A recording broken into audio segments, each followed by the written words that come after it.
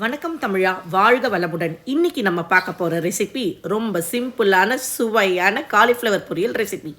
இந்த ரெசிப்பியை குழந்தைங்க பெரியவங்க எல்லாரும் ரொம்ப விரும்பி சாப்பிடுவாங்க. இதை பேச்சுலர்ஸ்லேருந்து புதுசாக கல்யாணம் ஆனவங்க எல்லாம் செய்யலாம். இந்த மாதிரி ஈஸியான சுவையான ரெசிபிக்கு எங்கள் சேனலை லைக் பண்ணுங்கள், ஷேர் பண்ணுங்கள், சப்ஸ்கிரைப் பண்ணுங்கள். இதுக்கு முதல்ல ஓவனில் வச்சு ஸ்டவ் ஆன் பண்ணிக்கோங்க.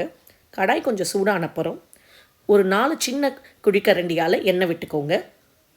எண்ணெய் நல்லா கொதிச்சப்புறமா கொஞ்சமாக கடுகு போட்டுக்கோங்க. கடுகு நல்லா பொரிஞ்ச உடனோடே கொஞ்சமாக உளுத்தம்பருப்பு போட்டுக்கோங்க. ஒரு சின்ன ஸ்பூன் உளுத்தம்பருப்பு போட்டுக்கோங்க.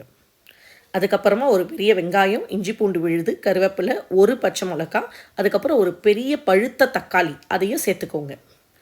அதெல்லாம் வதங்கின அப்புறம் ஒரு சிட்டிகை மஞ்சத்தூள் சேர்த்துக்கோங்க.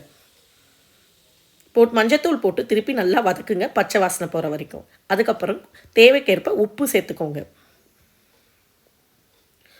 உப்பு சேர்த்து நல்லா வதக்கின அப்புறமா நம்ம எடுத்து வச்சுருக்க காலிஃப்ளவரை சேர்த்துக்கோங்க. இந்த காலிஃப்ளவரை சுட தண்ணியில் போட்டு பிளான்ச் பண்ணி நாங்கள் வச்சுருக்கோம், அதை தான் சேர்த்துருக்கோம். அதுக்கப்புறமா 2 ஸ்பூன் குழம்பு மிளகாத்தூள் சேர்த்துக்கோங்க. ஃப்ரெண்ட்ஸ், குழம்பு மிளகாத்தூள் வெறும் மிளகாத்தூள் கிடையாது. அது 2 ஸ்பூன் சேர்த்துட்டு நல்லா கிளறி விட்டுக்கோங்க. அடி பிடிக்காமல் இருக்கணும். கொஞ்சமாக தேவைக்கேற்ப தண்ணி சேர்த்துக்கோங்க. சேர்த்துட்டு ஒரு வாட்டி நல்லா கிளறி விட்டுட்டு ஒரு பெரிய தட்டு, அந்த கடாய் கவர் அளவுக்கு ஒரு பெரிய தட்டு எடுத்து க்ளோஸ் பண்ணிடுங்க.